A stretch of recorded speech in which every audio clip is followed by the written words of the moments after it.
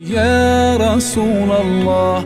La seconde phase, la prédication ouverte. Anta nurullahi fajran. La révélation ordonne la prédication publique. Ya Habibi ya Muhammad. Dieu dit: وأنذر عشيرتك الأقربين. Mets en garde tes parents les plus proches. Coran, sourate 26, verset 214. Ce verset s'insère dans une sourate qui relate l'histoire de Moïse, Moussa alayhi salam, depuis la période où il assuma la charge de l'apostolat jusqu'au moment où il émigra avec les enfants d'Israël, que Dieu sauva de Pharaon et de son armée, qu'il fit périr englouti par les flots. Cette sourate mentionne les différentes étapes par lesquelles Moïse, Moussa alayhi salam, est passé dans sa prédication. Nous pensons que ces détails furent fournis lorsque l'ordre fut donné à l'envoyé de Dieu, sallallahu alayhi wa sallam, d'appeler son peuple à Dieu.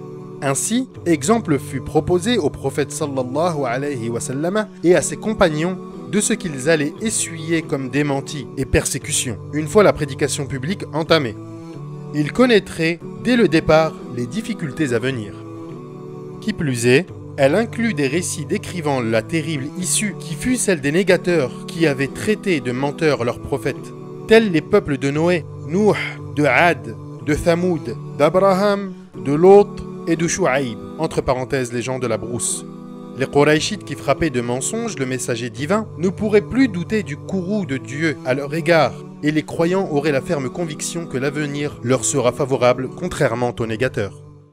وما يأتيهم من ذكر من الرحمن محدث إلا كانوا عنه معرضين فقد كذبوا فسيأتيهم أنباء ما كانوا به يستهزئون أولم يروا إلى الأرض كم أنبتنا فيها من كل زوج كريم إن في ذلك لآية وما كان أكثرهم مؤمنين وإن ربك لهو العزيز الرحيم